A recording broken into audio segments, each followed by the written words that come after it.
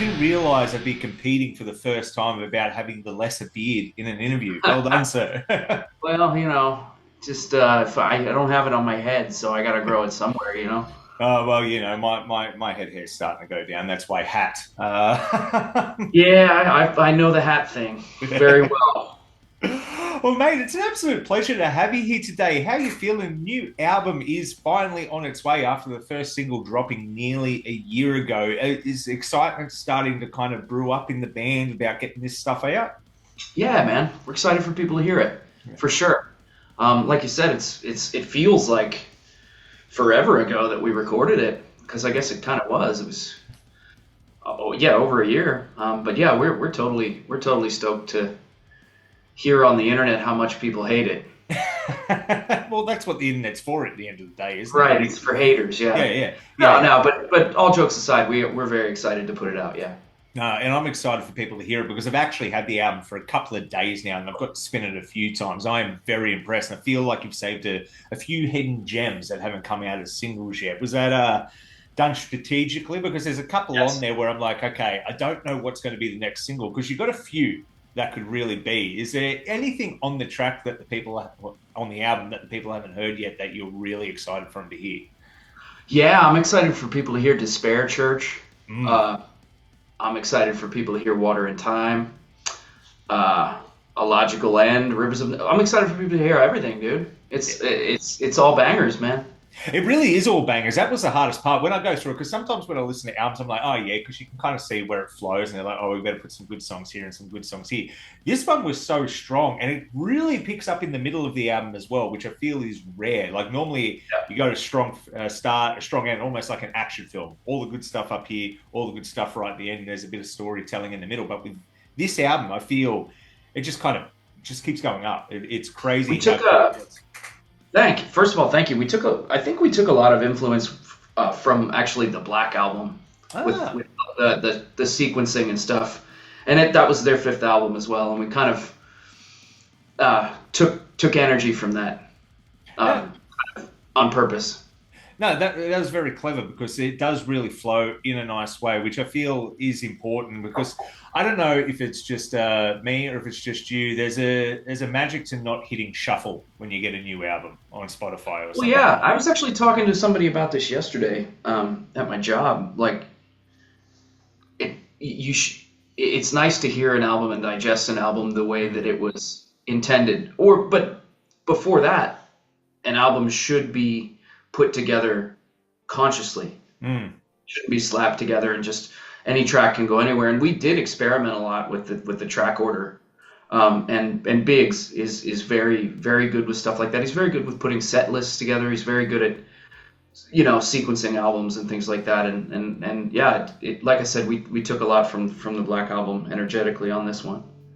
Yeah, no, well, I guess now that I've come to think about it, I can kind of put two and two together. I'm like, yes, I can see that. So yeah, well done on that one as well. But let's talk about something which has come up as a bit of a topic in metal now. Now, it's no secret you guys have been using it for years, but I think with Sleep Token doing it as well, it's kind of picked up a lot, the saxophone in metal. Sure. There's a lot of it on this album as well. I think House of Light is probably the most prominent use of it. Brilliant music video as well on that one. Thanks. Why the saxophone so much? I think it makes all the sense in the world when you actually hear it, but it's not something I would have thought. Is it hard to kind of weave it into the songs, or do you go, no, this part of the song needs this in it? Well, so Rivers has had sax in the band longer than I've been in the band. And I think, back in the day, Brody and I would listen to like Isan, the album After. Do you remember that album? Yeah. I think it's his third solo album, but he had sax all over that, and I remember that record being like really like we all kind of flipped out on that one back in the day. So that was, I think, the first time that I'd heard sax in metal, maybe. But anyway, they made the decision to have sax on, starting with Where Owls Know My Name, and again, like people flipped out on that one, and it just kind of continued from there, and people really love it on stage. But I have to say, like, our new saxophone player, Patty, this is his first album. with Rivers. He really, I would say that this is the first Rivers album where, for me, it feels like the saxophone is part of the composition, Yes. and not just playing on top of it. Yes. And it takes a specific type of player to do that. And I think it has to do with the way Patty is as a person. He's very quiet. He's very thoughtful. He's very kind. And you can kind of hear that in his sax playing in a weird way. And yeah, I think this is the first time for me where if you took the sax away, I would really notice compositionally. And he did some things that we weren't really even expecting, like the interlude at the end of Despair Church, where it's, strings and piano and stuff. He put sax there, and we originally didn't intend for that, and it turned out beautifully. I think that is probably my favorite sax moment on the album, and it wasn't even supposed to be there. Wow, it's kind of crazy when things like that just kind of happen and it works for the best. I think sometimes things coming in naturally when you're not expecting it is the thing that catches you off guard, because like you said, you weren't expecting to have sax in that part, and to have it come in and just fit in the music like it does really shows, his playing ability, but also shows kind of how important it is to the album as a whole, because I do feel you're right. If you took the sax out of this, it would feel like there's something missing. And it's not like other albums where, it felt like it was on top, almost like a bit of a gimmick just to add to something. But this part, yeah, it is to round out the sound at the end of the day. Right.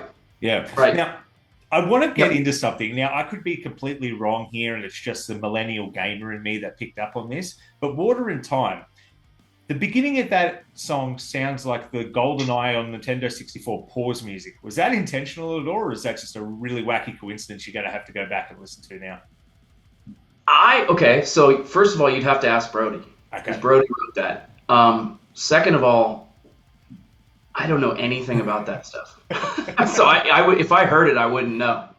Oh, yeah, no, it was just one of those ones where, I haven't heard it since the 90s. And when it came on, it was just the beat and the tone and like the key. I was like, oh, there has to be. If it's not, it's the coolest coincidence in the world. But yeah, I really liked it. It's only for a couple of seconds at the start. And I was like, oh, maybe I better ask about it. But well, maybe that's a question for another time. Maybe I'll find out. Yeah, hit the Broad man with that. I will. But mate, this is also the first album with you kind of stepping into the vocal duties, like, coming out, replacing a singer who's been around for a long time. How was that experience? Because it's always nerve-wracking being a new member in a band, but especially I feel being on vocals. I know you are sharing the duties here, but being on vocals is just one of those ones where, I don't know, vocalists tend to get picked on the most, I think, out of any new musician in a band.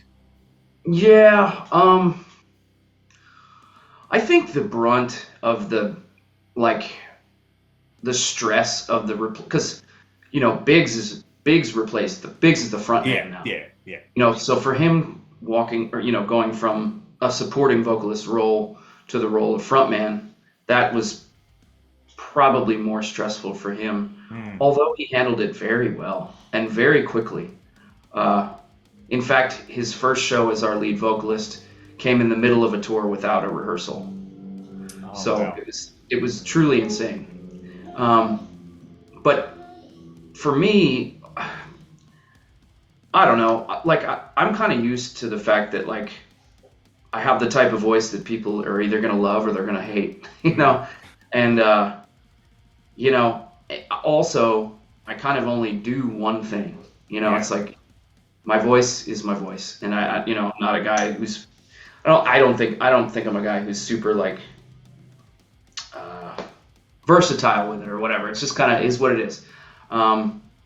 It wasn't very stressful for me walking into that, even though it was an adjustment to join a new band. Although I'd known those guys forever, so it was kind of. It wasn't the way you would think it would be necessarily. That part was easy. The hardest part was learning the vocabulary, learning the music, playing music, because Brody plays guitar very differently than I naturally would. Yep. And then, especially with this new album, singing probably the most difficult stuff I've ever had to sing. Yeah. So doing that live is the stressful part. Yeah. But It's just the nature of the beast. You know, you got to do it. You know, we did House of Light on this last tour for the first time, and it was like stressful at first, and it got better, and it's going to get better as I go along. And then a year from now, I'll have some new challenge that makes House of Light feel easy, and that's just the way that goes. And that's the whole point of being a musician, is to challenge yourself. But when you said I don't think you give yourself enough credit as vocalist. I think you're a phenomenal vocalist. But yeah, House of Light. Yeah, I can't imagine that's the easiest song to do live. Was it nervous to first add it into the set list of like, oh, well, we've got to do it. We know it's going to be a single, and it took off. Everyone loved it, so you can't avoid playing it at the end of the day. Yeah. And playing and singing it is pretty tough. Yeah. But over the years, I've gotten better at that because I've just been shooting myself in the foot with shit like that for 12 years, and you just keep going, shit, how am I going to do this? And then you figure it out because you have to. That's kind of the way Rivers does things anyways. You have to do it, so you do it. Yeah. Hey, look, it's a good challenge at the end of the day. Keeps you on your toes, keeps you young at the end of the day. You know, you got to do these things. And speaking of singing and playing at the same time, it's not the easiest thing in the world. I can't do it to save my life. So I gave up. I was a vocalist who wanted to learn guitar and play guitar. I just gave that away. My brother can be the guitarist in my band. That's not for me. How'd you go, like blending the two? Because I personally found it impossible. And you're not playing the easiest to play music at the end of the day. No. So, like, how much of a challenge was it when you first started doing it to now? Obviously, it is still a challenge at the end of the day, but is it do you look back at yourself and go, wow, I could never have done this 2, 3, 4, 5, 6? For sure. I actually started singing for my old band. So like I was never a singer before that. So when I started, I think I was pretty bad. So I can definitely recognize that I've come a long way with that. But like, so there's definitely stuff on the new album still where I'm like, holy shit, how am I going to do this? But I will. Yeah. The biggest thing that I can say about it is I think I actually heard this from Alexi Laiho back in the day, even though I'm not like a huge Children of Bodom guy. Brody is. I heard him, I read like in a Guitar World where he was saying that the best thing you can do to sing and play is actually play and talk your vocals. And if you can talk them while you play, then you're basically more than halfway there to singing them, because you're rhythmically placing everything, and then it's just a matter of melody.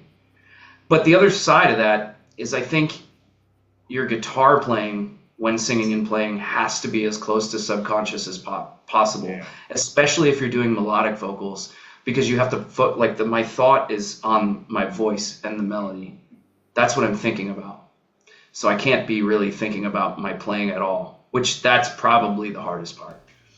Yeah, no, that makes a lot of sense too. And props to Alexi. I was a big Bodom fan back in the day, but he was great. He was a screamer. So when you're actually singing and you've got to be in key, that's a whole new beast. It's people like Devin Townsend, unfortunately, just make it look too easy, the prick. Yeah, he rips at it. Isan rips at it. Michael Ackerfeld is great at it. I saw recently that band Vola. Oh, yeah. That guy's really good at singing and playing. He plays crazy shit and sings over it. Yeah, no, it's nuts. You look at people do that and you're like, well, it's possible, but screw you for doing it. So it seems I'm sure they ran into the problems we all run into back in the day, but maybe not. I don't know. I like to think that they don't, and they're just perfect. I'm starting to think that with Townsend especially. I'm like, you know what you're doing. He's the best. Well, let's go back even further for you. What got you into music and playing? Obviously, you were a guitarist before singer, so we know that part as well. But growing up, what did Andy listen to, and how did it evolve into what your taste is now? Because, we all have, well, not everyone, but we all have our gatekeeper kind of moments where, you get to Metallica and then you kind of progress. But what was it for you? Well, I say this a lot, but it's really true. Like I grew up in a household that I'm the first musician in my family as far as I know, but music was literally everywhere. Yeah. My parents were huge music fans, both of them, and they had very different but good tastes. You know, my dad was into classic rock, you know, jazz fusion, jazz, progressive rock, all that stuff. And, you know, he got me into Black Sabbath. My mom was into Peter Gabriel, Phil Collins, the Beatles, Pink Floyd, you know. So I had all of it. And I got into metal on my own. And I think the first bands that I heard, well, I heard these guys in my neighborhood playing Metallica and Slayer songs in their house, and I had a guitar at that point, but I didn't play it. Yeah. And that blew me away. I was like, what the fuck are they doing? And they were playing, like I said, Metallica and Slayer songs. So I knocked on their door, and I asked them to teach me, and they did. Oh. And you know, so I got into Metallica and Slayer, and Sepultura was big because the guys that taught me were Colombian. Oh, okay.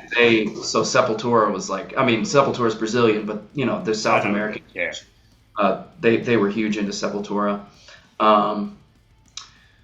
So that, I got into Pantera.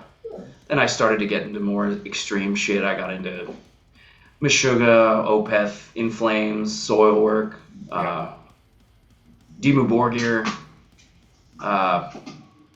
shit like that, and it just kind of, I never really stopped. Although I will say that stuff, the early 2000s extreme metal, that's kind of what I go back to.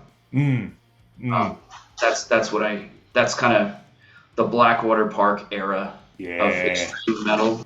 That's where I came up. Let me let my dog out. Yeah, you're right, mate. Go for it. I knew he was going to do that, but it's all right. I'm the same. I have to feed the cat before I start any interview. Otherwise, he just scratches at that door the whole time. Yeah, if I don't let him in here, he wants to come in the whole time. But if I let him in, then he wants to go out. Yeah. There's no way this could have been avoided. No. But shout out to my dog. He's a good boy. Yeah. So the era of that's where most of my lasting musical impressions were, with the exception of Metallica. Yeah. Metallica, like everyone else, is they're still probably my favorite band. Yeah. Sometimes you've got to go back to what got you into it all, but it's funny, you kind of had the same progression as me, because it's kind of like listening to Metallica, Megadeth, Slayer, Pantera, all that, and you discover Swedish metal, like your Opeth, your In Flames, your Soilwork. You're like, oh, what's going on over there? And then it just opens up a whole new world. It's kind of crazy how regional music can be in an extent. I think the whole world's become a lot smaller, and you've got bands like yourself and all these other bands that are blending, their influences from all around the globe. But if you went to the 90s and the early 2000s, Swedish metal sound like this, American metal sound like this. Aussie rock if you hear an Aussie rock guitar riff from the 70s, instantly that band's Australian. It's just, it's kind of weird how, isolated it all was and how together it's all become over the years. Well, yeah, especially for you, because we played in Australia last year, I think. 23. I don't know. It was 23. Were you there? Yeah. Okay, which show were you at? The Sydney show. Okay, cool. That was a fun show. Yeah. But when you get there, you realize how fucking far away from everything you are. Yes. Like, it's crazy. It's crazy. Like, I was in Australia. I mean, we were only there for 6 days. The first show in Brisbane, I don't remember at all. Because it was just like, I was just so jet lagged and fucked up. Yeah. Yeah. So without the internet, I don't know what you guys did to keep in touch. Yeah. Well, I think what it was, you go back and listen to AC/DC, not a shot about AC/DC, but they had the same riff in every single song, but we didn't know any better because it was just like, well, that's the band making music down here. I will say AC/DC kicks ass, dude. Yeah. I love AC/DC. I love AC/DC, man.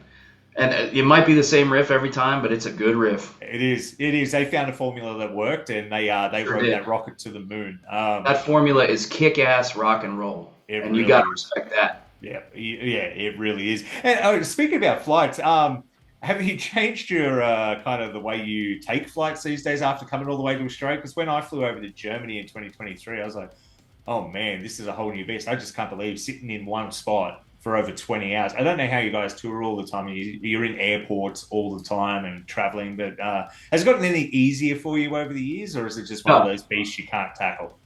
I hate flying. It's Yeah. one of my least favorite things in the world. I will never like it. The physical act of flying is repulsive to me. Hmm.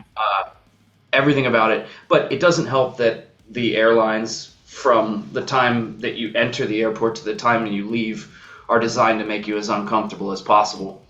Uh, I'm currently dealing with British Airways lost all our equipment on the way back, and I had to spend days getting it all sent back to our homes in different states in the U.S. And you still give them thousands of dollars so that they can do that to you. I Yeah. could go on. It doesn't matter. But yes, to answer your question, I hate flying as much as I did, if not more, than when I started. I So hate it too. You're not alone in that boat. And I work in the travel industry, and trust me, even working in the travel industry, there's no tips and tricks. It's just a horrible experience nope. you've got to deal with. It's a nightmare. So Yep.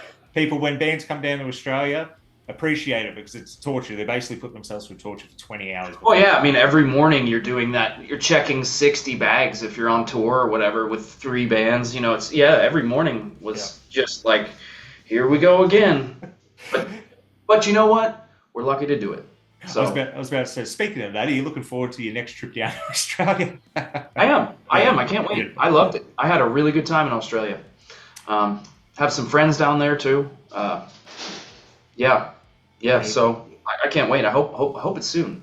I think it But I'd will like to be. come for more than 6 days. Yeah, yeah, that 6 days, all that time. That's not cool, man. We need at least 2 weeks of you down here. Give it a couple of days in between a couple of shows so you can do the touristy stuff. Hold I, the I didn't koala. realize that the koala sanctuary was in Brisbane, and that's where we Mm. were in the first day. And I fucking all my life said I want to get a fucking picture with a koala bear, and I blew it. So I have to come back. Well, you have to come back. You just got to do it that way because that's the easiest way. I think there is a zoo in Sydney that will let you do it, but it's not as easy to do as the one in Brisbane. So Yeah, yeah, Brisbane, because whatever the territory there yeah. allows it, whereas nowhere else does. I looked into all this. I was very bummed. No, well, next time you it's more of an excuse to kind of push the record label to go, hey, we've got to get back down to a show. We've got Gotta to get do a back down headline there. tour. We've got to do a headline tour. So yeah, That's no. what. Yeah, that was kind of the sentiment from a lot of Australian people when we were down there, is that we should. So I'd love to. Yeah, and like you guys don't write the shortest songs in the world, besides the title track on the new album. I think is the shortest song on the album. But so we need that. We need that headline spot to actually get the full Rivers experience. But mate, it's been an absolute pleasure having you here today, and I won't keep you for too much longer. The album is out May 30th. I'm very much looking forward to it. Is there anything you wanted to say to the fans leading up to it? Because I could go on and on for days. I know I'm going to put Water and Time back on right after this. I'm addicted to that track at the moment.